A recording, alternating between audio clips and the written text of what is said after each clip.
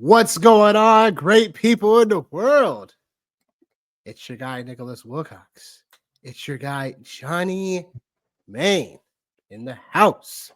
Johnny, say what's up to the wonderful people. Hola to everyone that is watching, and hola to everyone that is watching or that will be tuning in. Happy Friday, man. On this happy Friday, man. This is a little bit different for us, man.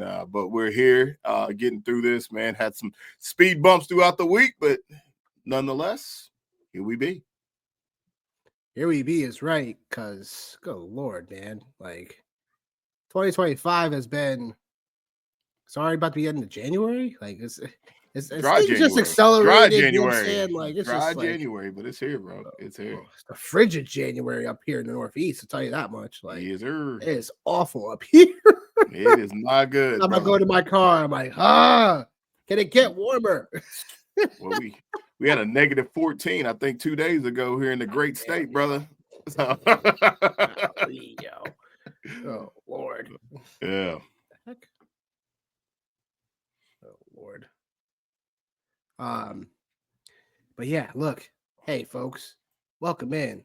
Welcome to the 2024 Fantasy Football Recap Show. We have a bunch of things to talk about in terms of from the fantasy season. And Stan the man in the house saying 57 degrees in Fort Lauderdale. Yeah. Shit, oh, man, yeah. That's that all day real long, cold. bro. That's real cold, by the I way. take that Seth. all day long, brother. Seth saying that it's 57 degrees is cold, as in an insult to us saying that 57 degrees is cold.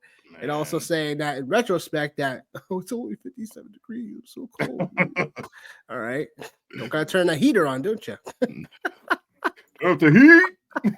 We appreciate you coming into the show, Seth, for sure.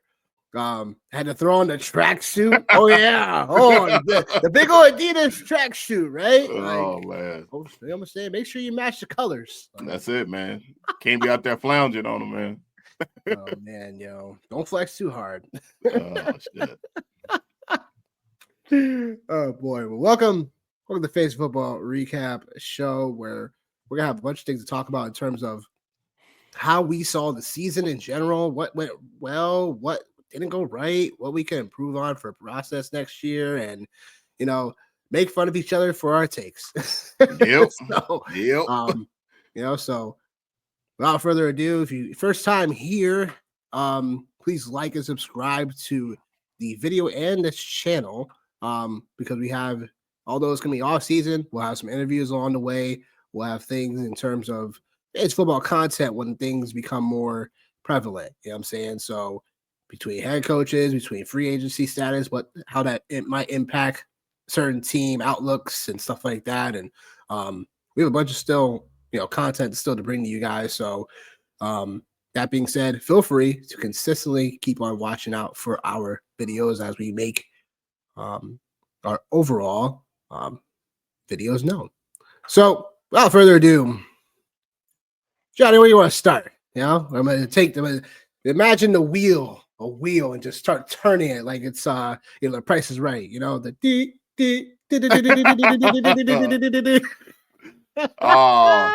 well, I think we'll go ahead and get started so we can go ahead and kind of move past this one as we were talking a little bit earlier.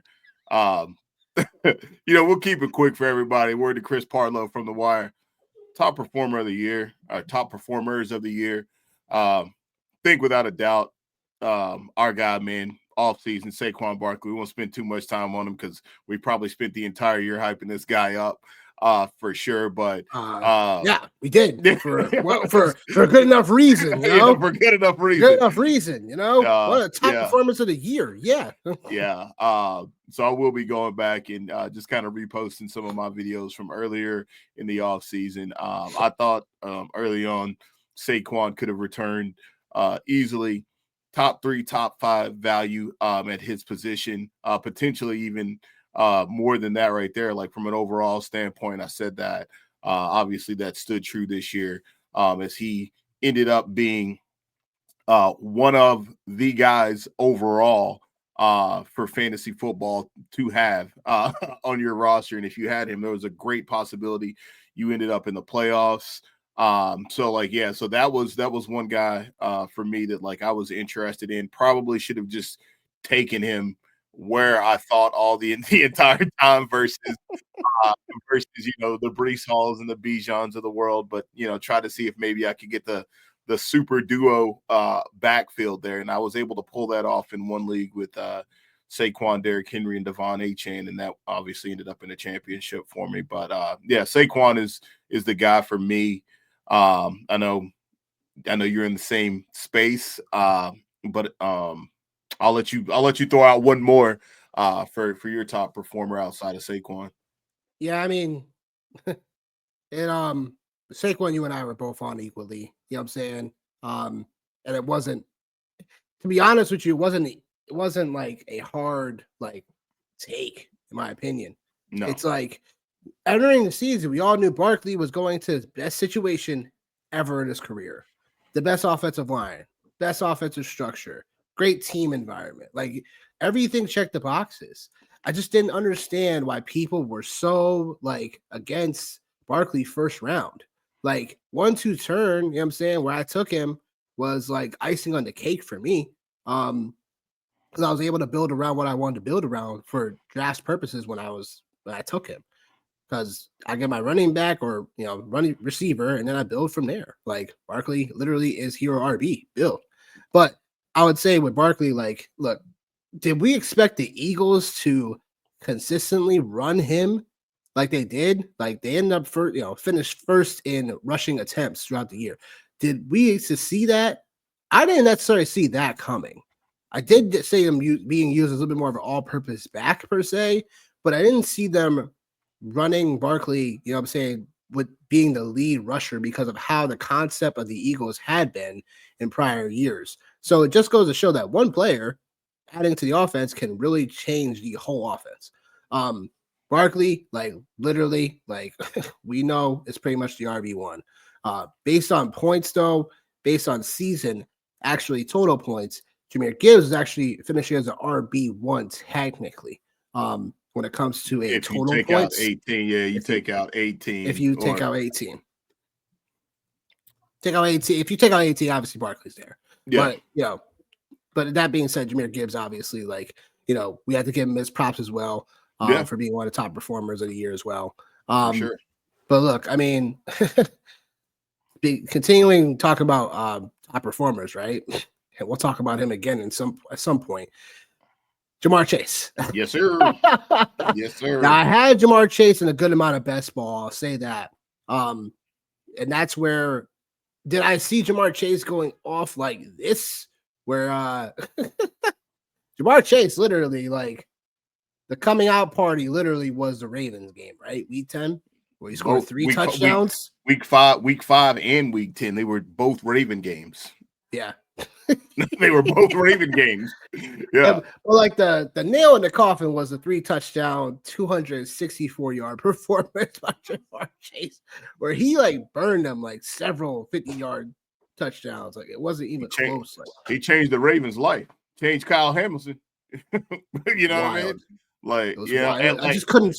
It was like it was Thursday night game, and I'm like, man, like this dude really is burning him. But like you talking about Ja'Marr Chase, man. Like I only had him in one spot, man. And I didn't have many season longs. I'll just say that I had him in some best ball lineups, but I was scared. I was scared because of the Burrow injury. Real talk, man. Like I ain't gonna cap. Like I was afraid of the Burrow injury. I didn't know how healthy Joe Burrow would be.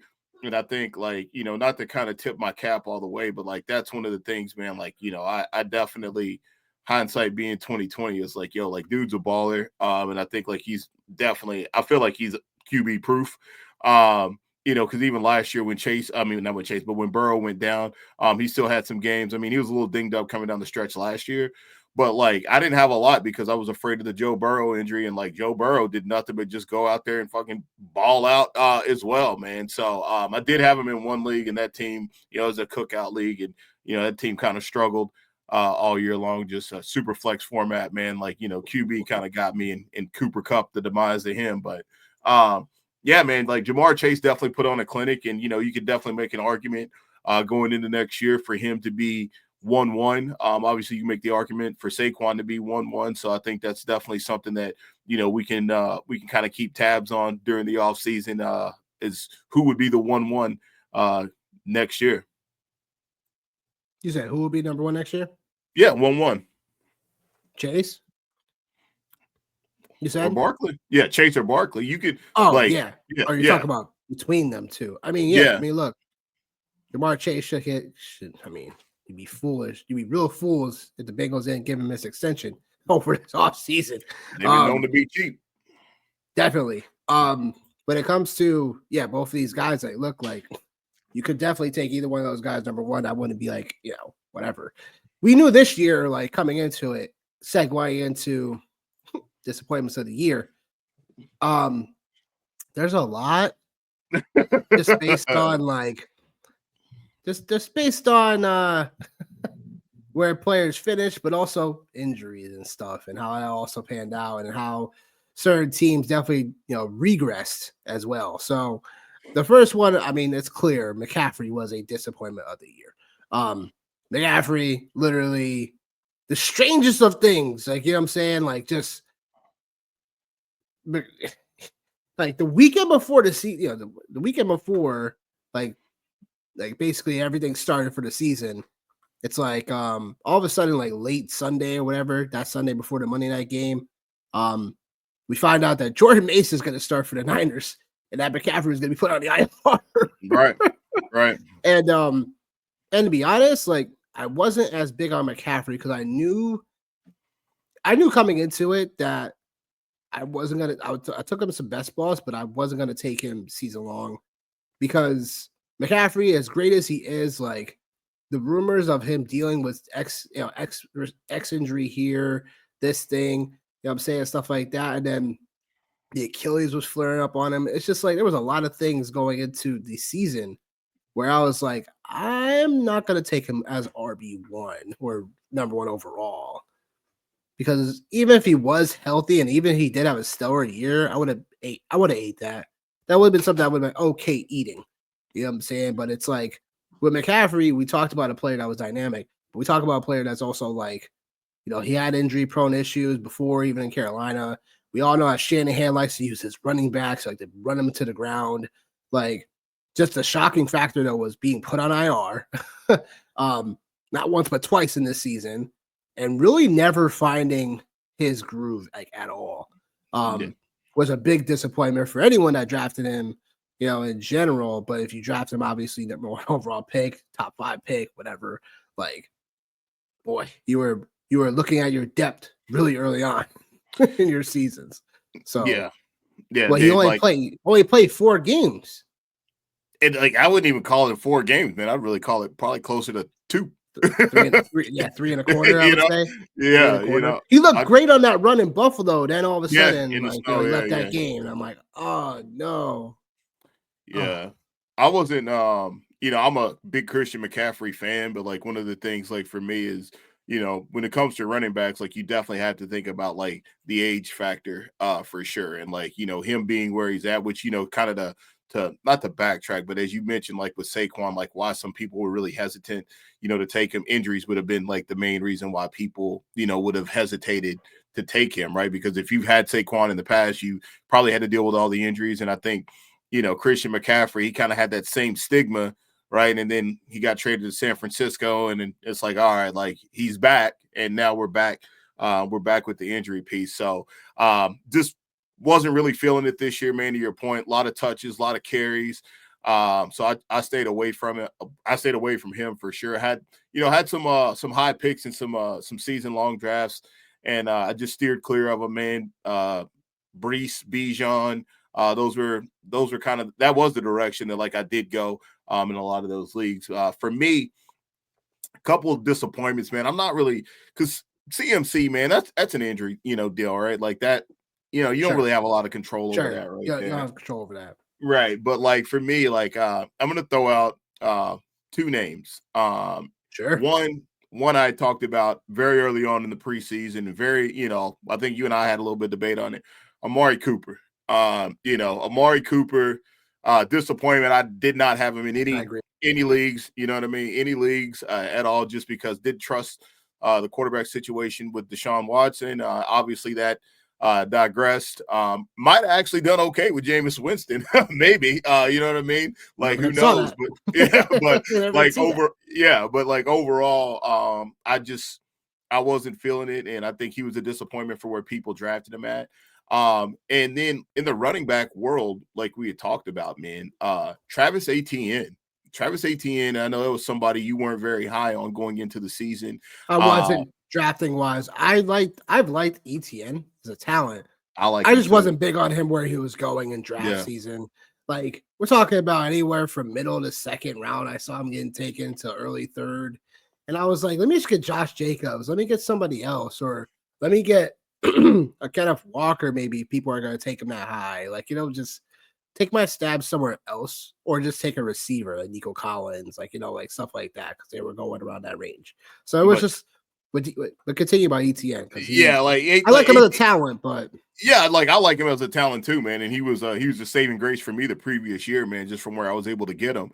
And I was cool with going back to the well. I think we all thought that the Jacksonville Jaguars offense would have taken another step, and actually it took 2 steps forward and 3 steps back. So like for me, like I think that was a big disappointment was Travis Etienne. And then my last guy that was a big disappointment, I didn't have him in any leagues. I drafted him a lot in best ball actually. But then like as draft season started to progress, I kind of took a step back. And I think it kind of plays perfect into our next segment, but like Rachaad White. Rachaad White was, top 8. Like, you know what I mean?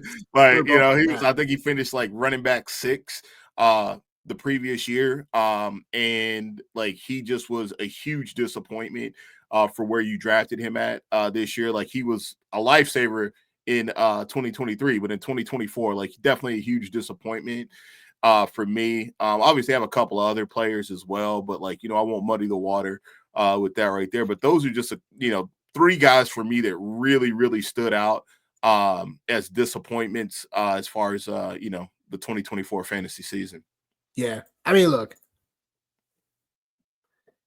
Deebo freaking Samuel, dude. Yes, sir. He was the other one. I was going to want to serve him up to you, man. Yeah. Deebo fucking Samuel. Yeah. Like, big fan of his too, man. But everything. I feel like everything for Deebo Samuel, like if he wanted to improve his situation, especially for next year, like he took some big, massive dives now going into next year where he may not be with the Niners no more. And, just again, I don't know what happened between the stretch run of like how the calf injury and then he had the illness and stuff like that. But after that happened to him, it just felt like Deebo Samuel was just a missing guy in action and just wasn't playing football. Like I don't know what it was with Deebo, but it like everything pointed to him at least having a decent, season should have been there, because the way they've used Deebo in the past in terms of, as a Swiss Army knife, like, he likes to, give him, rushing attempts every once in a while, give him the ball in space, I'm saying, use him as a returner, stuff like that. Like, it just didn't pan out from a fantasy perspective. Like, so many games that he was even under 50 yards receiving, and it just wasn't there. Like, wide receiver 62, wide receiver 71, wide receiver 94, wide receiver 55. Like, this is Deebo Samuel we're talking about. A guy that, again, a couple of years back removed from having a stellar freaking year. But again, like, the best performance he had was week 6 against Seattle. So finishes wide receiver 41 on the year. If you take wide out receiver week 18, 41 on the year, 41, bro. Yeah. It's just like, this is why in the past and on me, I usually strive to stayed away from Deebo Samuel, because he was like, if he's not being utilized in a multi-purpose role, he doesn't have as much value. And walking into this year, I thought it was going to be a little bit different. And then especially, his price rising a little bit more before the season started because of McCaffrey, the unknown of what was going on with that. And then even then, even though you drafted him and stuff like that, you traded for him, and you're thinking like, yeah, I'll trade for Debo. I think he'll still be able to be used in a multi-purpose role. And it just felt like that never really happened this year, like in a way that we are used to expecting. Well, he wasn't used in that role, like for sure. And then, like one of the other call outs, like on him too, man. Like, I think we talked about it in Ohio a little bit, man. It's always been a lot of conversation about his route tree. And I think like, Yep. eventually, those things like kind of start to show up. And I think you've seen that, man. Like you've seen that show up this year as far as like his route tree.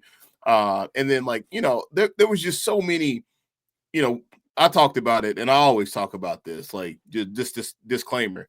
Whoever loses at the Super Bowl, man, like God bless you for taking anybody on that team for next year. God bless that team because they're probably not going to be successful. Like there just hasn't been a track record for teams that go to the Super Bowl and lose in the Super Bowl to be successful. What do you define as success? Getting to the playoffs and winning a game, right? Like that's what I would define as success for the team. And even like from a fantasy standpoint, right? If you just go backwards last year and look at the Philadelphia Eagles and Jalen Hurts last year, very similar thing, right? And like I know you can't always just put a bow on that and just put it out there and say like that's what it's gonna be. But like between Brandon Ayuk, between Trent Williams, Christian McCaffrey, like they were just like it just felt like there was not a lot of stability there for them all the way across the board. And like he was the guy, he ended up being one of the fall guys for that, man. So like yeah, tough year for Debo, man. Like I said, big fan. Like I would even have said, if somebody would ask me last year who one of my favorite non-Steeler football players would have been, I would have told you Debo Samuel in a heartbeat because I love him, like everything he stands for on the field and like what he does. But man, like, dude, he flopped like concrete cupcakes this year, brother.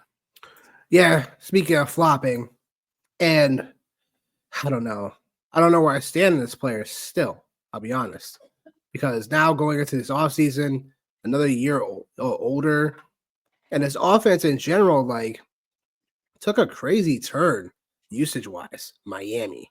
Now talk about Tyreek Hill. Like Tyreek Hill, like this is supposed to be a guy that like like he's supposed to be your high tier wide receiver one for don't even think about taking him out of the lineup, this, that, and the third. Like, don't get me wrong, Tyreek Hill number one in some leagues, man. He was the number one overall pick in some leagues. Right. And everything on paper made sense to do so because he not number one, but I would say within the top first 8 picks because Tyreek Hill we knew was a burner, a ton of speed, still knew how to get open, still had that rapport in the Miami offense that we knew that damn near 2000 the year before was a fantasy football friendly offense too. Yeah. But as the year went on, not only did we have Tua out for a good portion, but you also had just weird QB starts. They finally settle on Snoop Huntley.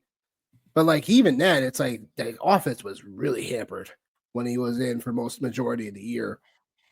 And then this offense just never got right. It feels like to the point where like we were expecting. They never reached expectation. And Tyreek Hill, yeah, look, 939 receiving yards in the year with 6 scores. Like is fine for a guy that you draft like 6th round.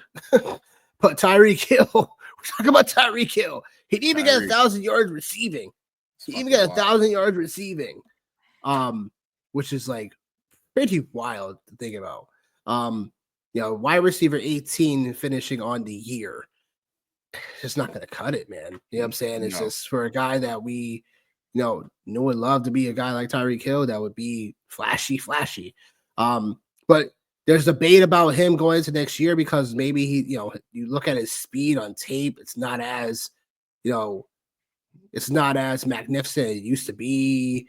It's like, oh boy, because if you're starting to see that on tape already, he wasn't not good because he's not a big body receiver. It's not like you could, line him up, what I'm saying, 1-on-1, 6'2", 6'3" type of guy. You know what I'm saying? Like, he can go up and get the ball still. Like, Tyreek Hill literally then becomes a possession receiver without his speed. And then route running, he's still a decent route runner, but man, Yeah, he's like he's the dude, fake he's I don't faster know, than most, man. brother. You know, he is, but like his speed, like to your point, his speed is what made him elite. And you didn't see him running by people. And like you can No. chalk it up to two safeties being played, you can chalk it up to to a magnitude of things, right? But I think like we've seen, and he is a little bit older too, like in retrospect, he is a little bit older. But like I think there was a play earlier on in the year with the Bills I seen where they ran like a little reverse, and typically Tyreek on a reverse. He's good for He anywhere pointed from it eight, out. from He pointed eight it to out. 11, and like he just didn't get there, man. And like when you start to see things like that is that's what's troubling is that Yeah. right there, man. Like when you get into the red zone, like when you're going lateral instead of vertical, like like that's still it's still tough to defend, right? Because all the moving parts on defense, route combinations, things like that for the offense.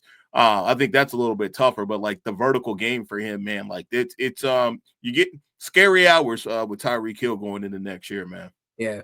Going to be 31. Talks about maybe him leaving Miami now. And it's like, oh boy, even more. Like, Yeah. not to say we can't buy him at a decent price, but I'm gonna have a hard time thinking about my price on where I want to draft Tyreek Hill next year, especially if he's not in Miami.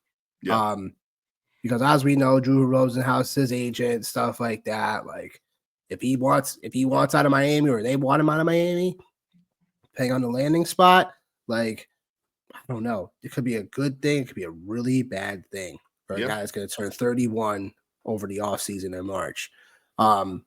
So remains to be seen how that's gonna be handled. And then lastly, like another guy I didn't draft like too much of. It's just disappointing because of the expectation that this player had, and that's Marvin Harrison Jr. of Ooh. Arizona. So him piled on into Kyler Murray in this one because look, like only 60% of Marvin Harrison Jr.'s attempts at catching the football were catchable. 60%. Mm. Like, so again, there's only so many things that are there. Like, metric wise, 88% route participation, like 44% of air yards, a 23% target share. Like, these are solidified numbers, but not for a guy you're drafting 1-2 turn Yeah. as a rookie. And Kyler Murray, again, like I'm lumping him into this because he didn't progress as a passer. He didn't take that next step I thought he may be able to take.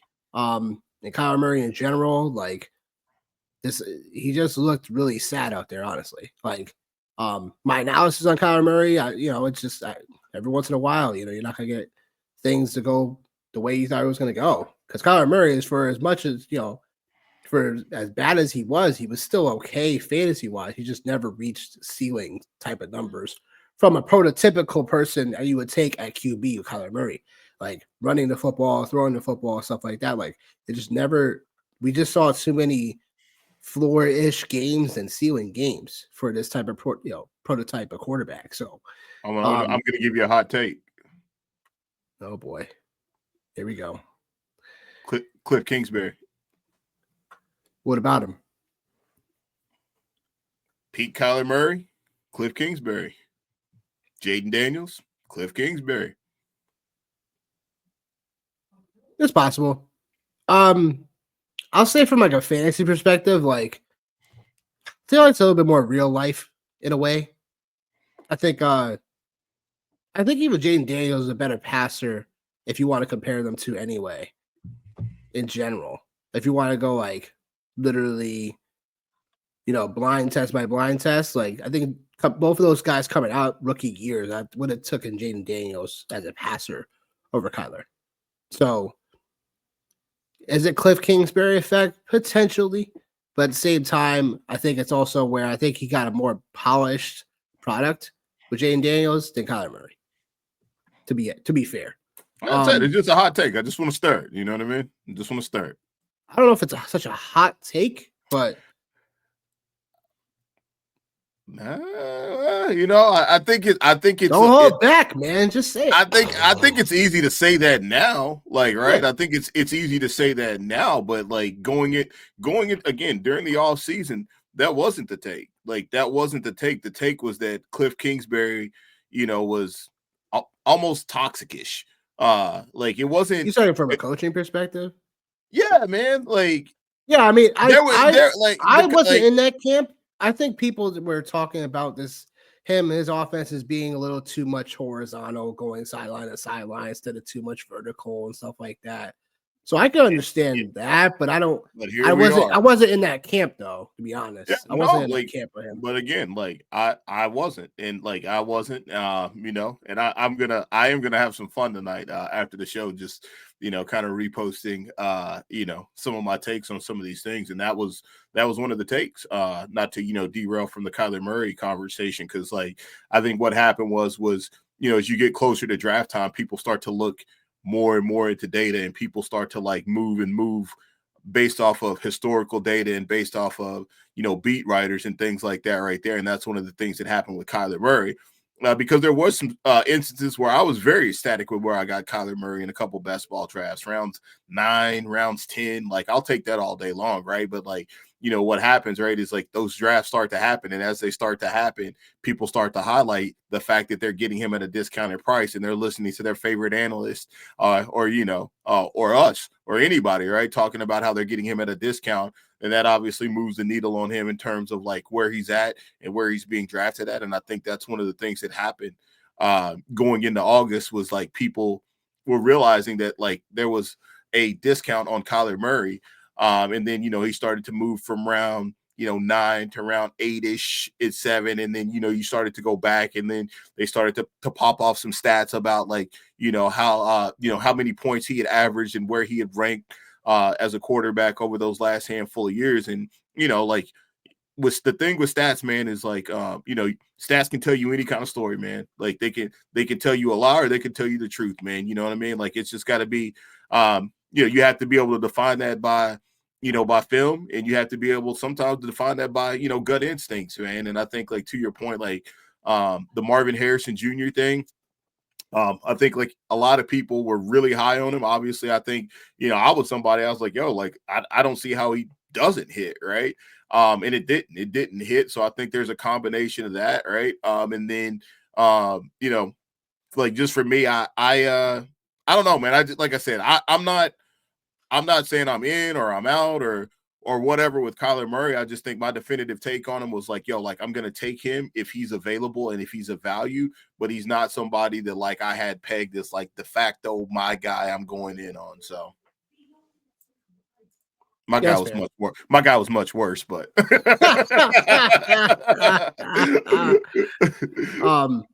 And then last disappointment, really quickly, is to a certain degree is CeeDee Lamb, right? Like this Cowboys offense, that duo, like Cowboys in general, like we're expecting, again, CeeDee Lamb was a guy that, again, we were talking about in the offseason, similar to Chase, where it was like, we're drafting him, right? Like, but where? Like, because he was starting to go all over the place. He was starting to go middle of the first for quite some time, then fell to the late first, then early second. You know Like, what's crazy? You know what's crazy though, man? It's like yeah, I thought the same thing about CeeDee Lamb. Like I thought the same thing. And like the season ends and he's 5th in total wide receiver points. And I there is. think like, yeah, and I think like that's one of those ones where like I think like because we expected so much more, but again, like another narrative. And I don't know if I actually put this out. Maybe I did, I can't remember, but like I think towards the end of the year last year, he had a lot of favorable matchups He coming did. down the stretch. Yeah, he Detroit, did. Philly, a couple of other like really The year money. prior, you're talking about. Yeah. Yeah, absolutely. He For was a him to be fantasy MVP for last him, year. yeah, for him to be propelled into the number one spot.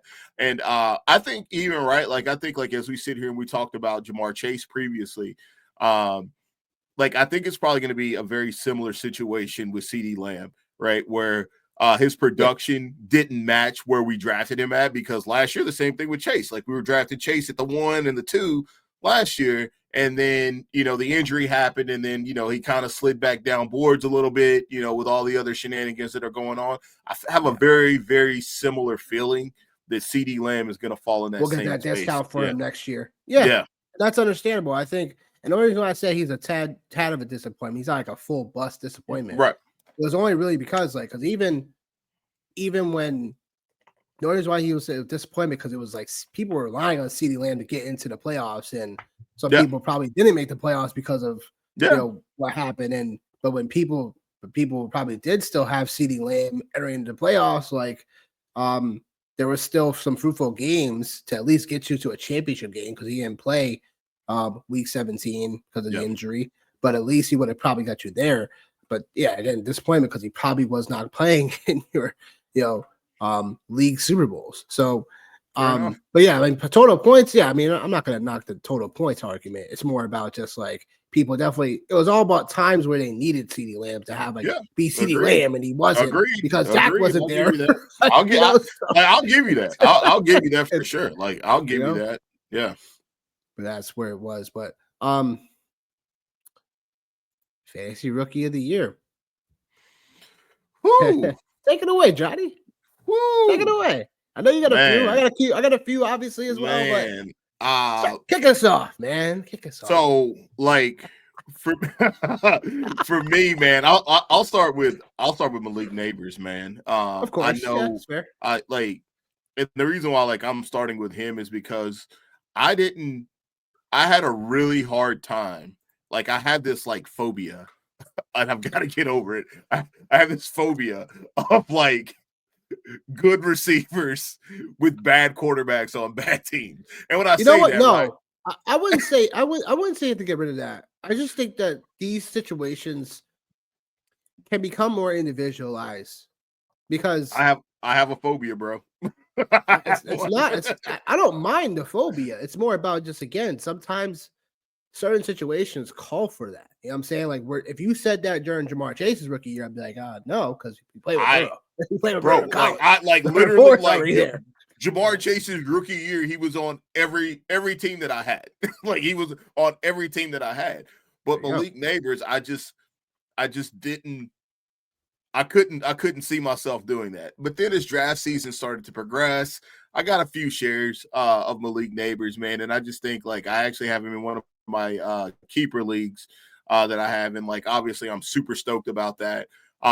Obviously, man, he's going to be a superstar, no question, for sure. Hopefully they upgrade the quarterback position in some capacity, whether that's via free agency or whether that's through the draft. But for a rookie wide receiver with little to no solid quarterback play to come out and finish 6th in total points for wide receivers throughout the course of the season, I think that speaks volumes as far as what the future holds for him. And then another player that I'll call out, because I know a guy that you're pretty ecstatic to talk about, but man, Bucky Irving. Bucky Irving was another guy that I didn't know how he was going to play into the Tampa Bay backfield. I knew he was going to get some snaps, but I think there's only I can't even remember who it was. There's one guy I think I seen on Twitter, man, that was Bucky Irving is going to be him. There was only one guy that I seen proactively advertising that Bucky Irving was going to be him. And I think, dude, Bucky Irving, he saved some people's fantasy season, man. For him, I think I just seen he had finished the year as running back 15 in total points above Breece Hall. This is taken out, week 18, obviously, but for him to finish above Breece Hall, granted it's only by 6 points, but he still finished above Breece Hall, man. Somebody who was being taken in, as one of the top 5-7 picks. Bucky Irving, bro, that's between him and Malik Nabers, those are two of my two fantasy rookies of the year for me, man. Just because one you had to pay a premium on, and the other one, man, you just had to be out there on the grind, working the waiver wire, throwing a dart late. So I'm kind of taking a high-low approach. But going into next year, man, those are absolutely two guys that like I am in love with going into next year. And I'm going to try to get on as many rosters as I can next year. I have a little caveat for you. Liam Cohen, going to be the head coach of the Jacksonville Jaguars now. I left it for you, man. I left it for you. I left it for you. Does that change anything about Bucky Irving in general? Where you're still trying to draft him high, doesn't matter where or whatever. I think, and again, don't know what the offensive coordinator situation is going to look like, but I think one of the things I feel like with Todd Bowles is sometimes knowing that you're not the smartest man in the room makes you the smartest man in the room. And I feel like that's Todd Bowles. I think like when you have players that he has, especially like from the youth side of things, right? We didn't even talk about Jalen McMillan, another great rookie that the Buccaneers have, right? But just kind of get lost in the shuffle with, all of the, great rookie performances we had this year at wide receiver. I think like there's no way that you can't, there's no way that he's not your feature player, right? Outside of Mike Evans, which we all know, right? But like Bucky Irving, there's no way that you don't build an offense to highlight his talents. And I think like depending on what we see from the offensive coordinator side of things, I think that'll be obviously a really interesting take, right? Because like that's probably going to dictate, what we're going to see. But yeah, man. I like I said, I still believe that like you got to find a way to get this kid the ball. Because he was just too good coming down the stretch. And like, who knows, man, he might be getting ready to make an argument to be one of the best backs in the league. And then maybe I'm overstepping my boundaries. Maybe not, but we will see, man. But I think like just his last 6 weeks or so was one for the record books, man. I'm just kind of going back and looking, he had one game, and I think that was the game he got hurt in after the bye. But every other game, man, he was, obviously over double-digit points, over 10 points in all those weeks, man. So, yeah, sign me up for Captain Bucky Irving. Yeah, I mean, look, Bucky Irving was like one of those backs that I wasn't in love with. We weren't in love with Rachaad White drafting-wise. I just didn't know how big of a role like he could be playing when it comes to those guys splitting the backfield, and you never know. When it comes to these situations, when it comes to split backfields, like you just got to take one or maybe the other one and see if you can handcuff the situation if the draft status is right. Like Rachaad White going that high, it's like, yeah, you could end up grabbing somebody else with him later on, but it's like extra roster spot you got to carry around, so stuff like that. So look, Bucky Irving, I love the kid from Oregon anyway. It was just more like certain situations called for me to get him. Other situations didn't because I was good at running back. Because look, like, let's be honest, some outliers that we can get to, and we'll talk about that in a little bit when we talk about what we learned. But there was definitely some outliers when it led to some of these running backs in general this year. So, but yeah, Bucky Irving, like, I have no problem with it. It's just more about how does that offense change in the offseason. Depends on who our offensive coordinator is going to be and whatnot. But fantasy rookies, man. Good Lord, man. Yeah, I know. Can we say anything more about Jayden Daniels? Like, good Lord, Jayden Daniels. Like, talked about him later, like a little bit later in the offseason because it was like, you were starting to see like how good this kid really could be. And so easy to say this now because he's about to be in the conference championship game. But it's in more entirely to how weapon, like prototype, what I talked about earlier, when we talk about Kyler Murray, it's prototype. Like a guy that, can sling the ball, can run the ball for a QB position at an efficiency level. Daniel Daniels did that for people that especially waited for QB. That's where, our guy Rich Rebar, in terms of the Konami code quarterback, like this is exactly the prototype, the prototype you look for in a guy that can, get you to a fantasy championship, help you win one. I'm sure he definitely did that for people who had him. Yep. So there was that, like, he's not only my rookie of the year, but he's also like the actual NFL rookie of the year in my eyes. Cause like, yeah, look what he did. Like, you know what I'm saying? So no brainer. But I think every year we look for that. at the QB position anyway, especially for a prospect that comes out running the football, throwing the football, like Caleb Williams, stuff like that. People were still drafting him and stuff too. But if it was going to be a rookie QB we drafted, it was going to be Daniels for sure, just because of what his skill set brought. I think people look too much into how, he LSU and this was it LSU product guy or was it really him? Just and the third, so I'm glad we put that to rest. But another guy that we talk about the same school, Brian Thomas. Yeah. Yeah. Man, I just loved watching this guy's tape coming out because look, like everyone was on League Neighbors, and I was like, I don't mind like Neighbors think he's a phenomenal talent. I just knew the value wasn't Brian Thomas. Like when it came to certain drafts, when it came to just looking at things from a scouting perspective, like Brian Thomas, like he flashed on the tape as well. And my gripe with some people that didn't agree with Brian Thomas being a gem was that people were so like, the LSU thing, this, can they really do this? This is Ohio State situation where, when they go to their separate scenarios, they're not going to be able to break out this. It's like, that's dumb mentality. First of all. But Brian Thomas, he was definitely, borderline MVP for some people down the stretch. Yeah. For the fantasy football playoffs. And Brian Thomas, man, after the bye week, man, it clicked.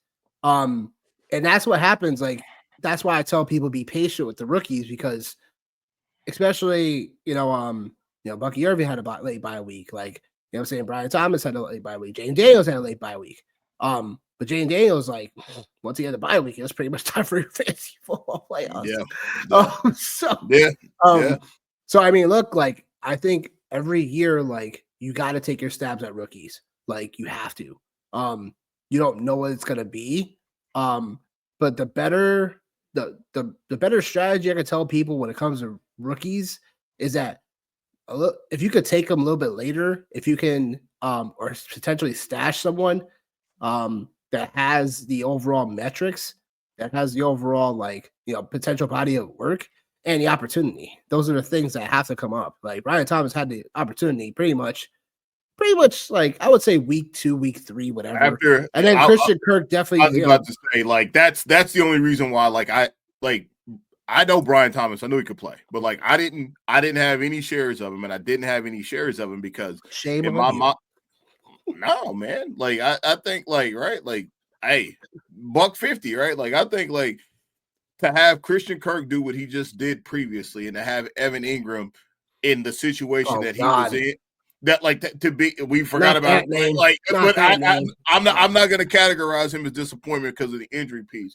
But I just think for me, right, I don't that sucked. But like I look at it like, yo, if you was on the field and you didn't tear it up, that's a disappointment for me, man. Like that's kind of how I gauge my disappointment. That's fair. But I just like Brian Thomas. It was the fact that like there were those two other guys that were there, and then like what ATN had been in the passing game. It wasn't a fact of like, do I think he can play? Because like I know he can play, but it just was going to be as the opportunity there.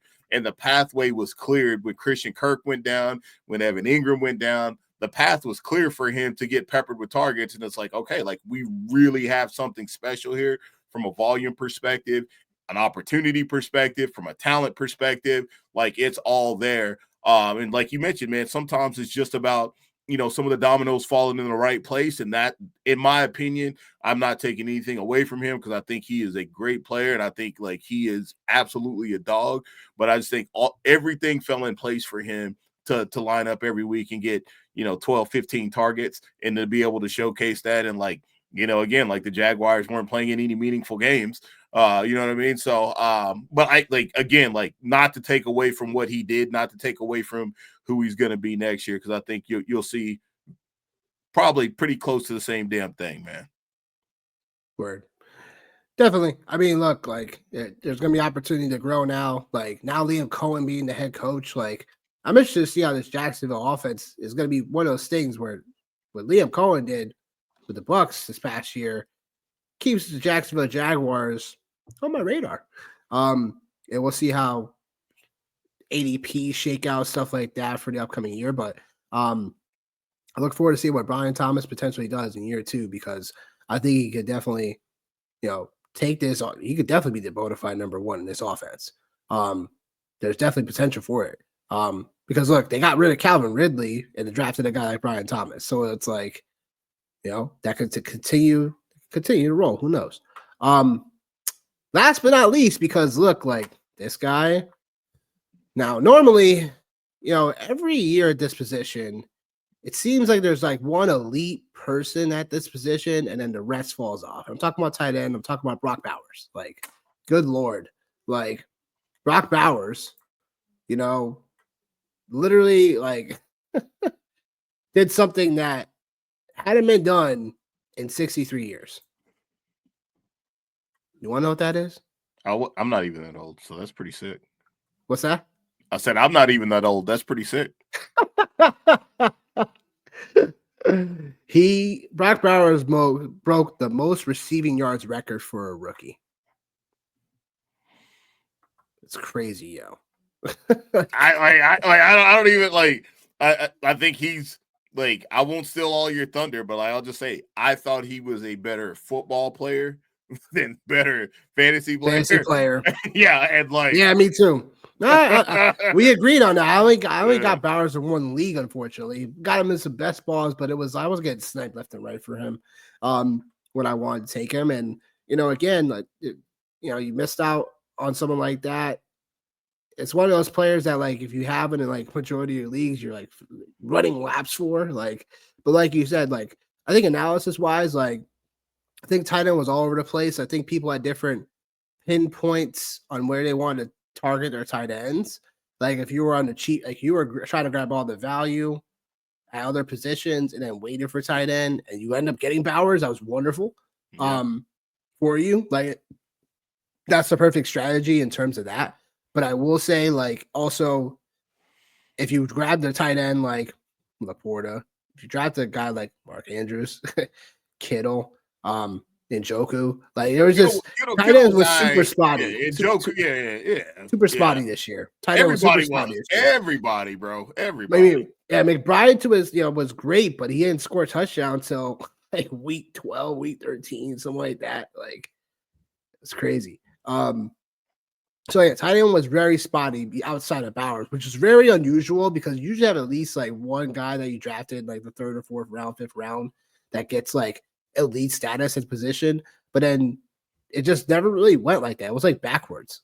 It's like if you got Bowers and the rest of the guys, it was like, yeah, the rest of the guys. But yeah, Bowers, like, yeah, we all thought he was a great football player versus like a fantasy like asset, but honestly, definitely qualifies for being rookie of the year here as well. Sir. Like, if you definitely grab them, but that's where, again, like, sometimes it's really hard to dictate these situations because we all thought the Las Vegas offense was like not an offense that we really wanted to go running to the running to the cooler for, wasn't itching to go grab that offense. But right. that means, even bad offense, they're valuable. So that's what it is too. Most improved player. There's a few options here. Could go based on position. We can go based on just like, how things shook out. How do you see it in terms of improved player? There's, for me, man, there's definitely one guy that like I was all over drafting, like in best balls, tried to get there, man, in season long, got to him in a couple places. He was really popular for me with a lot of my super flex teams. And for my fellow Steeler fans, this is painful for me to say, but it was Chase Brown. That was a guy that, like, it was hard to ignore last year coming down the stretch. It was hard to ignore that, like, I'm laughing because I didn't think you were talking about him. No, like he was but like he was a guy, bro, that like it was hard for me to ignore what I seen on film, right? And then and I think like the other component for me with him was that I always like to look at, like, I have these weird little quirks about like fantasy players and situations and things, right? Like we all do. But like I'm just sitting here looking at this kid go explosive run after explosive run with no Joey B. And I'm just sitting here thinking, man, like if this whole thing was running right, like this guy's never gonna see a heavy box. Like he's never gonna see a heavy box, and he's like so explosive. And I think, to continue on, like now, like the modern day NFL running back has got to have some explosiveness to him. Like, you got to have some explosiveness to him. You got to have burst. You know what I mean? Yeah, He has plotter. Yeah, and he has that, right? Like he has that. But like, just again, like looking back last year, like the Ravens, they kind of had a very similar situation. The Browns had a very similar situation before Nick Chubb went down last year. But like, yeah, Chase Brown was a guy for me, man. Like I said, like if I had the opportunity to get him, I took him. Obviously he ended up panning out. So like that's one of my most improved players.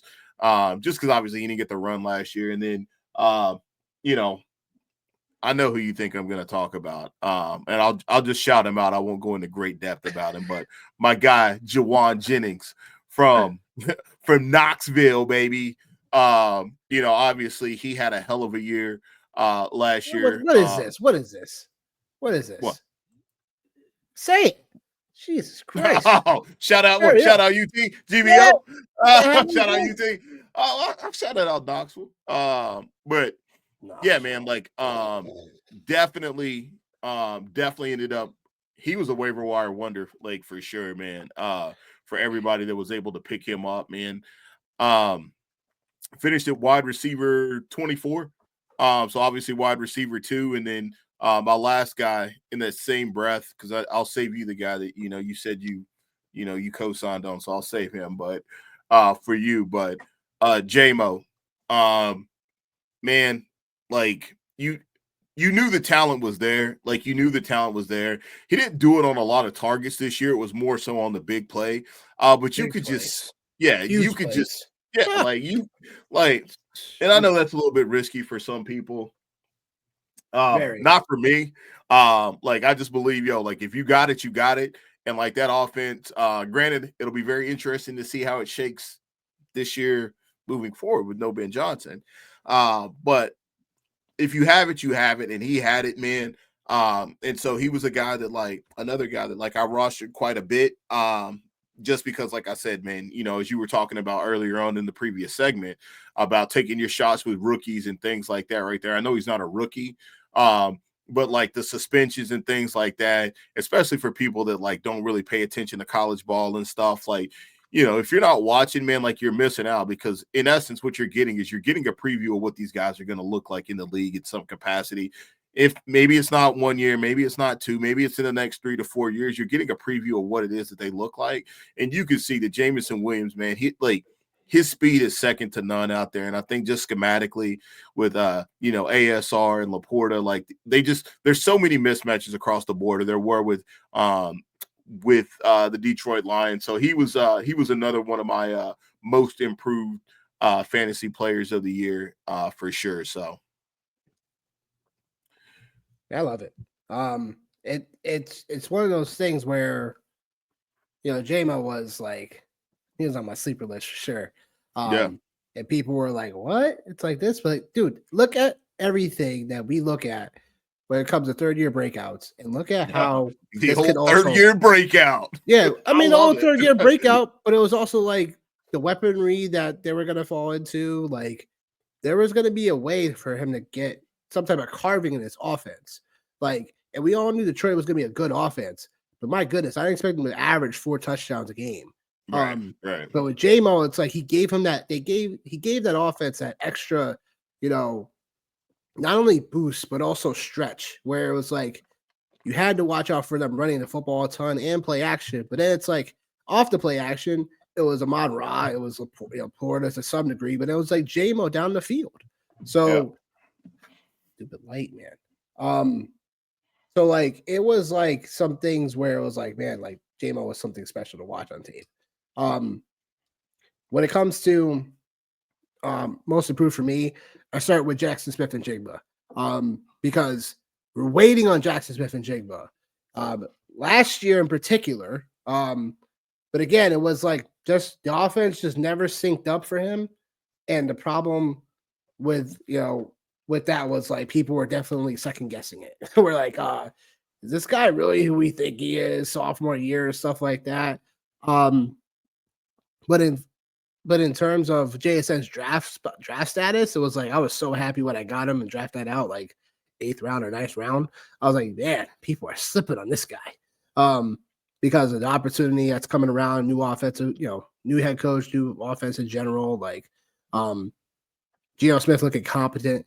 And what led to this improvement for JSN was obviously Metcalf being out of the lineup a little bit, them getting away from Lockett a little bit too much as a full-time player, and also the fact that they wanted to air the ball out a lot more. Seattle for a good majority of the year was leading the NFL in passing attempts, so it only led for more opportunities for JSN.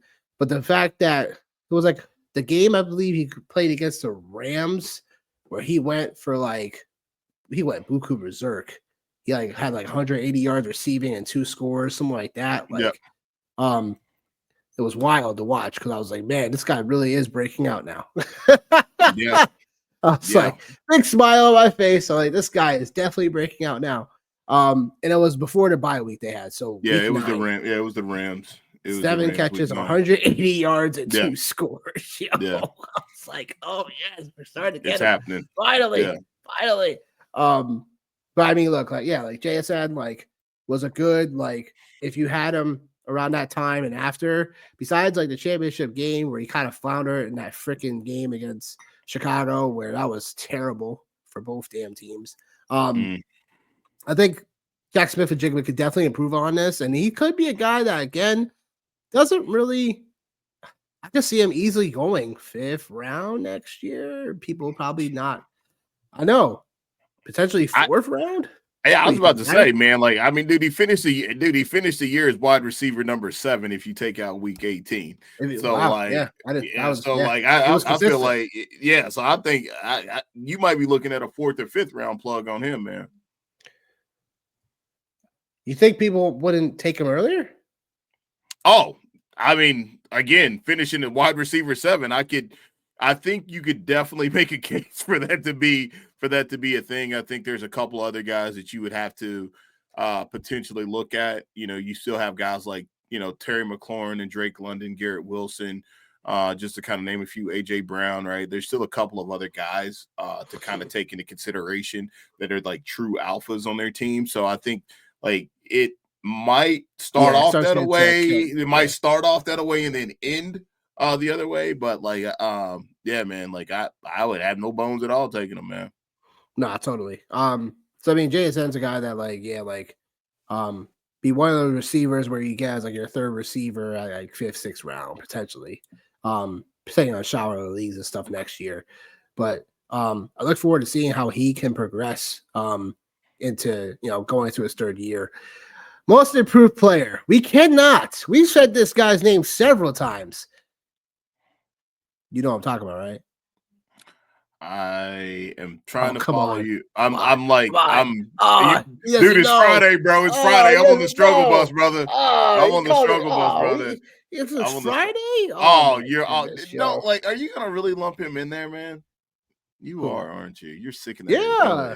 You're sick. Chuba Hubbard. Yeah. Oh, okay. Yeah, that's fair. That's fair. Good Lord. Yeah. Don't get me wrong. There's other names that I could have said. There's other names I could have said easily. Yeah, that's why I said I thought this segment would be really good because it is so subjective, right? He had a hell of a year, man. Hell of a year. He Great did call on your part. And man, look, I told people, I was like, look, Chuba Hubbard, man, he's going way too late. He's going way too late, people. Yeah. He's going way too late for a guy that's got to start the year as a running back. He's going double digit round running back that's a starter in the NFL. Going that late? Yeah. Good Lord. I was like, no. I was like, look, the year prior, we were seeing some Chuba Hubbard actually being okay. He wasn't anything to write home about per se. Right. But it was I was like, look, he's better than Miles Sanders. But guy, I was like, Miles Sanders. We're still talking about this guy. The guy that failed with the Eagles pretty much last year. If it wasn't for like this offensive line, like I was he's about going to to say, offensive. It was weird. I was like, no, why are we talking about Miles Sanders? Just stop. I was like, stop it. Oh, it's gonna be a split backfield. yeah, A split backfield. yeah. A Yeah, split well, backfield. Like, and then Brooks, man, oh man. the whole Jonathan Brooks thing too, man. I think Well, like that was, yeah, and like he played a big again, role, obviously. right, and that's why, like, I think, man, like as we talk through some of these players, man, some of these situations just, and like obviously, bro, like we got no control, like we don't know, man, like it's No. just sometimes, there's a little Not bit a of luck video that game goes, where like, oh yeah, I'm gonna put this guy yeah, in. We're gonna there's a little bit of luck involved in it, man, and like Of it just course. again, like there's the clear path for Chuba Hubba, But it like was right there for people. I'll just say it it was was, right there. It was right there, and it didn't cost you like barely anything, in my opinion. So that's yeah, like these are the spots and situations where it's like, yeah, we can't control that and whatever, but it's like you got to see a situation and you got to be like, look, I'm just gonna stay on this hill. You know what I'm saying? You come with me, you don't want to, whatever. But logically, it makes sense. And the worst case, like Jonathan Brooks could have came back that week 4. They were talking about him potentially coming back week 4 or whatever. And it's like, okay, whatever. Like that could have probably been it. Like, you know what I'm saying? Chuba Hubbard would have probably had a couple of weeks because he had that week 3 against the Raiders where the Panthers all of a sudden just was a football team with Andy Dalton back then. yep, yeah, Because no, remember, Bryce Young was like, yeah, they were teeter-tottering him. And then, yeah, Andy Dalton started that game, and they looked like the Carolina Panthers all of a sudden, where, Chuba Hubbard had over 100 yards rushing, 114 yards. He had 5 catches, 55 yards in that game. And then we're like, what the heck is this Carolina Panthers team? This. So that went on for a while. But then look, like Chuba Hubbard, like he had several games where it was like, whoa, who's this guy? Like, and he even, I mean, the best part about this most improved is that this guy actually got a contract extension yeah, in season. yeah. What? Yeah, Chuba no, Hubbard. it's yeah, And now Jonathan Brooks, unfortunately, now, like, I just hate to see that. You know what I'm saying? That he retore his ACL. Like, it's just, it sucks. You know what I'm saying? That's the only, like, about this story. It's the unfortunate part. yeah, So now Chuba Hubbard, like, look, like, he probably ends up going what? In my opinion, ends up going into that 7th, 8th round. Like, if everything yeah, stands still, they don't bring in nobody else or whatever, or maybe they draft a rookie they're not as highly on, whatever, stuff like that. Like, whatever reason. I think Chuba Hubbard could still be had 8th round. You know what I'm saying? The tier in which we probably got Chase Brown in this past year, he could probably go in that tier. With Carolina potentially in general be an improvement on the rise next year. It's possible with Bryce Young. But I will say Chuba Hubbard, again, one of the most improved players because of he literally came out of nowhere that people were like, why are we going to put our hitch our wagon on this guy type of thing, yeah, and sometimes the situation opens doors for it. So, yeah. but No, yeah, no. I'm trying to figure out if I want to. Yeah, you know what? I'll have him be he's not my MVP, but like my guy. Like I'll call out not, one other he's in guy, that man. tier. I'll call out another guy, man. Just because you know. Is it a quarterback? No, Oh, okay. no, Continue. no. Um, I'm glad we're not taking the easy way out tonight. yeah, and like I wouldn't even like categorize this as like improve because I think like in 2023 down the stretch, like he played some really good football, but I just think people just kind of like shoved him to the side. But like my guy, man, one of our cover boys, Cortland Sutton, man, like Yeah, of course that was your bro, guy all year. you know what I mean? Like Why wouldn't he be a most improved? well, I I felt think like people were leaving him for dead too. they It were wasn't leaving him really for dead. They were leaving him for dead. When at the expo, people were like, we were like, hey, like who's your sleeper? And I was like, yo, Cortland Sutton, man. Like Cortland Sutton is he's a guy. He had a very cheap price tag. One of the last wide receivers taken. He was one of the last. One of the one of the last number 1 wide receivers taken. And again, somebody we didn't even, we actually didn't talk about like in the rookie segment was Bo Nix. And like it was one of those things for me where I verbatim said, like, I trust Bo Nix, the talent, didn't love Bo Nix in the situation. But Bo Nix, the talent, overcame the situation. And as a result of that, the beneficiary of it was Cortland Sutton, who finished the year, I believe, wide receiver 14 or wide receiver 15. Yeah, wide receiver 15 in front of some of your favorite wide receivers like AJ Brown and Tyreek Hill. Just to name a few. Like just to name a few, man. Your rapper's favorite rapper. Oh God. You know what I mean? Oh, So, God. but I think, like, again, like, I think he's a guy going back into next year that, like, probably still going to be a value because people, maybe they do love the Bo Nix story or whatnot, but like just Cortland Sutton, man, one of the cover boys. And, like I said, man, just a situation I was heavily invested in all angles, man, in the offseason. So, for as well as some things didn't go, man, some of my calls were definitely spot on. And Cortland Sutton, I'll just go ahead and kind of, we were talking Take your about victory lap, bro. Yeah, I was like, I need to go ahead. I was like, I need to go ahead and take it, man, because I'm gonna let it pass, and I ain't gonna say shit. But I'm gonna go ahead and say it, man. Cortland Sutton, Take your victory lap. Definitely called that one for sure, man. Sip your tea. That's what it is. Pinky. Don't forget the pinky.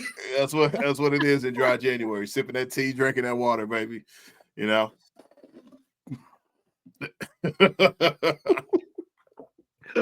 Oh my goodness. Going back to the rookie of the year real quick, because we forgot to mention someone that I think should deserve some mention. Ladd McConkey. Ladd was a guy that I was, coming around to for best ball. He was someone that on the waivers I was able to get in a league or two. But yeah, look, talk about a receiver that really elevated the Charger offense once they started going more throw heavy, because everyone thought the Chargers offense was going to be an offense that was going to be more run centric, and more bully ball and stuff like that. And then Herbert was kind of just going to be like the side piece. Can you believe that? People actually thought Herbert was going to be the side piece, which is crazy. But I will say that like Ladd McConkey was like one of the bigger reasons they actually had some things in terms of the offensive game going, and even going into the playoff game that they lost, like 9 catches, 197 yards. Like he was the only receiving threat, it seemed like, in that game. But I mean, look, like I didn't expect to that degree something like that at the end of the year for Ladd, but I did think that he had in his profile. There goes the light again. Don't worry, people. I paid the bills. Love it. I paid the bills, people. And not the little Bills team this Sunday. But like, talk about that on Sunday. Oh God. Do we have to? No kidding. But with Ladd in general, like he did have the prototype to be this receiver that was going to be a lot of possessions. A lot of catchabilities, similarities to Cooper Kupp, stuff like that, like where he could, deliver in space. So again, for Ladd, like wanted to mention him because he was someone that, he definitely deserved more mentioned, before the season started, and didn't get enough of it, in my opinion.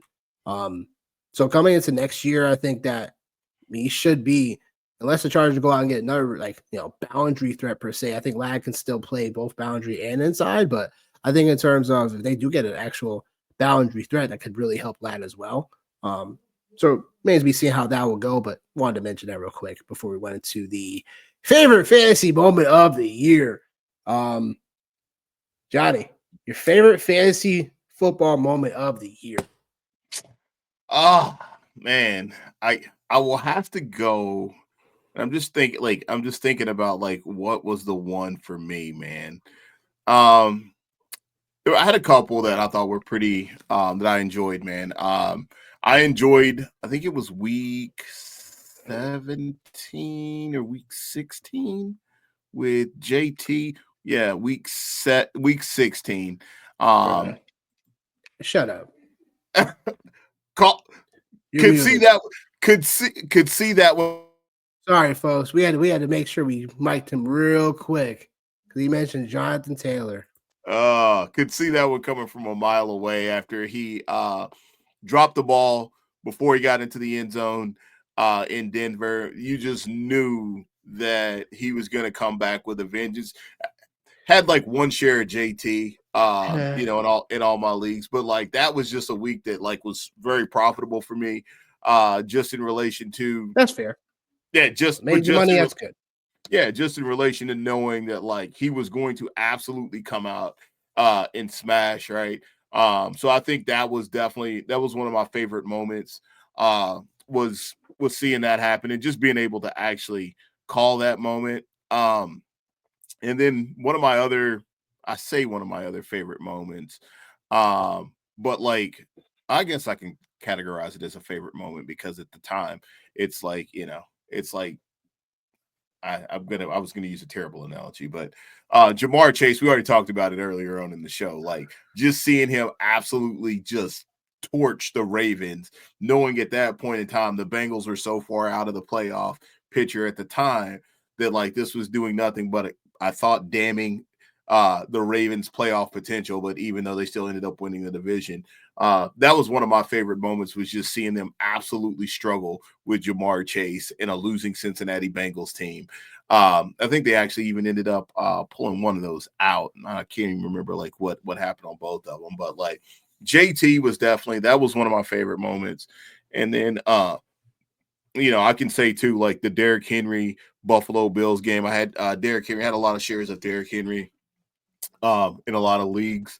The 199, I went to go put my kids to bed. I went back into my bedroom and I was like, what just happened? Like, what just happened? And they showed this mammoth of a man just, going bananas out there. So those are probably my three favorite moments of the year. Ironically enough and grossly enough, they all involve AFC North teams because my team is incompetent offensively. So yeah. Yikes. That's the best word we can say for it is yikes. You're right. Yikes. Oh boy. I will say one of my best moments of the year was when I literally screenshotted you the week I went undefeated in all my leagues. That's fair. It was like something that, when you play like 9 or 10 leagues, you're like, oh my goodness, this light, very bad, very bad. For my refund, damn it. No. When you play 9 or 10 leagues throughout the year, you're like, you dream about like a scenario of that happening. So that only happened once, but it happened twice where I won all leagues that week. And I was like, yo, like, we have a right cast of players this week. Good. Yeah. And that was one of my favorite moments. I would say another one of my favorite moments is Saquon Barkley, baby. Like, like it's too easy. Barkley. It's way too easy for us. It's too easy, man. That's why I just stay away from it. It's too easy. It's too easy. Yeah. My daughter even knows about Saquon, bro. My daughter even knows about Saquon. Nah, but you'll just sit there on the couch. I'm like, and there you go. It's like, especially against the Rams that night. I remember that Sunday Night Football game where he ran all over the Rams like twice, nice like 70-yard runs. Yeah. Oh yeah, it definitely was. Yeah. Hit the reception. Just yelling, Barkley. Hit the reception prop. Like hit the reception yardage prop. Like just yelling Barkley. It's just like amazing. Yeah. Like, it was this. But yeah, I mean, look, like winning one of my leagues was good. You know what I'm saying? All the leagues I did. Note self, not doing that many leagues next year. Same, bro. Same. Talk about what we learned. That's one of them.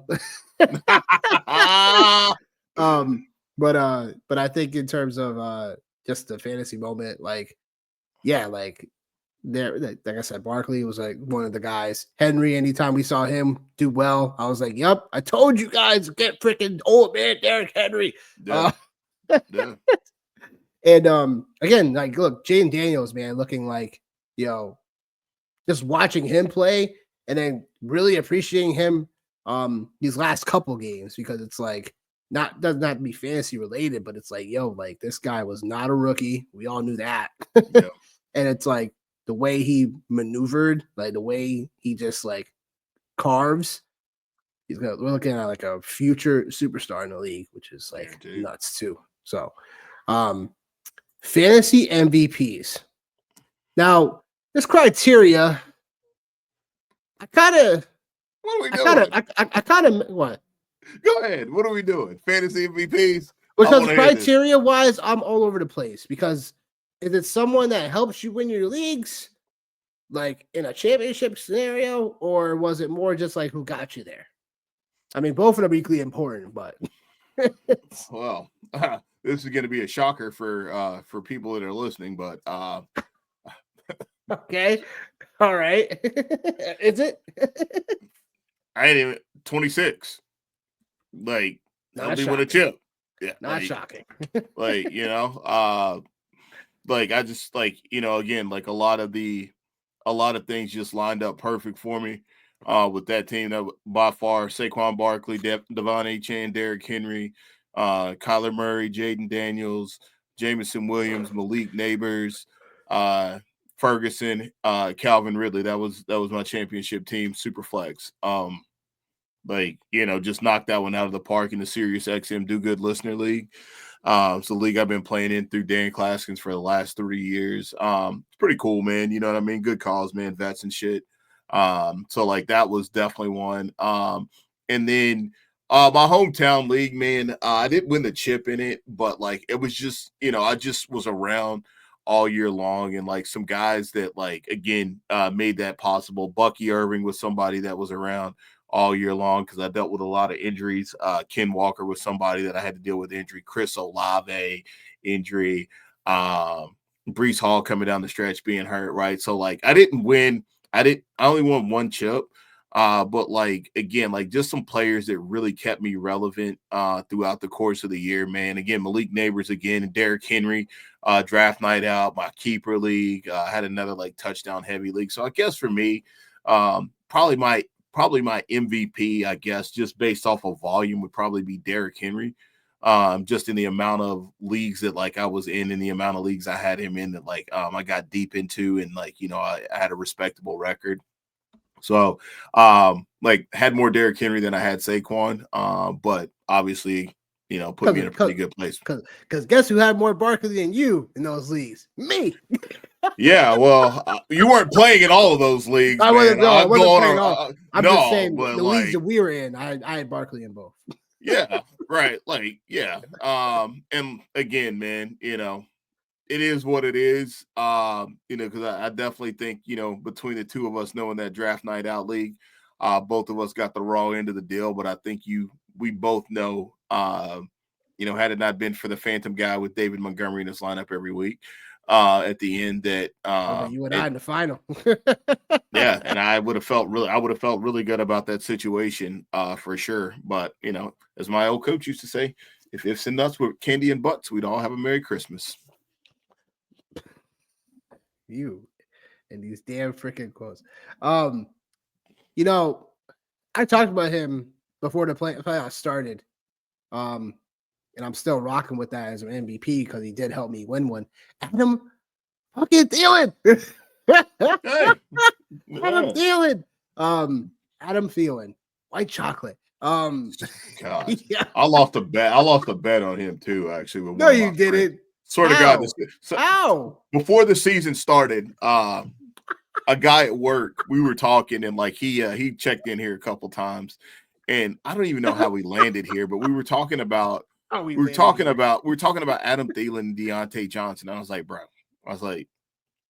Deontay Johnson will absolutely have a better season than Adam Thielen, bro. Like, absolutely, bro. Like, what are you talking about? Like, that don't even make no sense.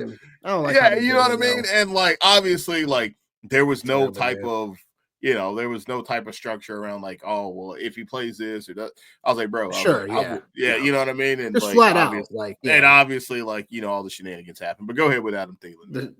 I mean, look, the Deontay Johnson thing is just, I hate that. It's like, from fantasy perspective, it's like, how the heck did that happen? Yeah. But with Adam Thielen, just man, a guy that people left for dead once again. But yeah, like he had some really good performances. You know what I'm saying? Like after the bye week, Yeah. because majority of the first half he was hurt. So he was just on waivers chilling. So if you're able to scoop him up, saw Bryce Young doing well, it's like, okay, well, maybe he can do something. So wait it out and you play him because receivers were looking. If you had receivers like I did, Rashid Rice, Deontay Johnson, Yep. on your rosters and stuff, and like, you know, people not trying to give you receivers, like you had to go fishing. So you had to go fish on the waiver wire. Yeah. But yeah, like look, Adam Thielen was an MVP. You know, he had 5 catches, 110 yards, 2 scores in the week 17 match against Tampa Bay for your championships, and that helped me. Jalen McMillan was a fantasy MVP. Yeah. Yeah. The kid, oh my goodness, Joe McMillan, like unreal what he did down the stretch. Like Brian Thomas, same thing. Like I said, the rookie receivers, like, you know what I'm saying? Like sometimes you got to hold out for opportunities. And there goes the light again. It's gonna be a running joke now. Week 14, 15, 16, 17, even week 18, he scored a touchdown. For all you psychopaths playing in the championship in week 18. That was definitely not me. But yeah, McMillan, man, was a fantasy MVP. But yeah, Barkley obviously was an MVP of mine because, you know, I had him in, you know, more than half of my leagues, which I was very happy to have had. Even though I came short on some of my teams I had Barkley on. It wasn't because of Barkley. But it is what it is. I think what we learned in general when it comes to fantasy football is that hey, you need some luck. You need to make your own sometimes. And you're gonna have to have your own luck too. But I will say that you know, you can do everything you can to put yourself in position. Sometimes it just doesn't work your way. That's fantasy football too. So I will not be playing double-digit leagues next year. I'll tell you that much. No, bro. I'll just play more best ball. If anything else, I'll just play more best ball. Man, brother, you know, to have that more exposure, right? But yeah, the grind for fantasy football season, like, is definitely give you the highs and the highs and the lows and the lows, like for real. I would just say I'm proud that I've been doing this since 2008. First couple of years were actually like, you know, just free leagues or whatever have you. But to come to shaping a form what I'm doing now for season longs, it's like making the postseason. Like, you know, as long as you make the postseason, you have an opportunity. So it's like I feel like I've been doing that the last several years in a row of just like not having a team really flunk out. You know what I'm saying? Like to a point where it's like, you know, you have no shot at making it. It's like I know I put my rosters in every single chance or opportunity to get there. And then that's all you can ask for at the end of the day. So I think moving forward, it's like process wise, it's like you're constantly looking at seeing how you can improve your process in terms of like what you should have been on sooner or whatever have you. It's not exactly regrets. It's more about just like, okay, like the reason why I had picked this certain player was because of what could happen, which is what we do in general. But it's also where it's like looking at other intangibles and be like, okay, like I was on this player because, and that's why. Like, you know, I was on some of these rookies because they were potentially getting opportunities where they're going to get to. Like, there were certain guys I was on and I was right to be on. And then there was other guys I was like not on for a while and then turned up to bite me in the butt. Jonathan Taylor later on in the year. Like, talking about guys that you missed in general, like, you know, the Burrow situation. Like, Burrow had a historic, like, record of at least 225 passing yards and 3 touchdowns through the air. I think he broke that record for the most. I think he ended up having nine straight games, I think, something like that, right? I don't know the math I believe it was 9 straight games that he had. Nonetheless, like if the Bengals were in the thick of things, like he would have been, like if they were a playoff team, he probably could have made a case to be the MVP of the league. And I think what I learned was like outside of like that situation, right? Like sometimes it's draft Kyle Pitts, right? Oh no. And you know what? Actually, I'm gonna take this moment. I'm glad you reminded me of that because I do my best Wheezy impersonation sometimes, man. I just freestyle it and make hits. I got a new name for Kyle Pitts. Oh boy. You ready for it? You ready Nope. for it? Nope. Yeah, you are. And I'm just going to refer to him as this every time. 36, 24, 36. Why? Bust. We have breaking news. We have breaking news. The Cowboys have officially hired Brian Schottenheimer as their head coach. Yeah, we have to talk about this next week. I can't do it right now. I can't even do it right We'll now. talk about it next week. I just want to give it as breaking Can't news. do it. Can't do it. So what are your thoughts on Brian Schottenheimer real quick, though? No? Nothing? All right. No, I can't do it. I can't do it. We'll go another 30 and I can't do it. I can't. Like, we can't.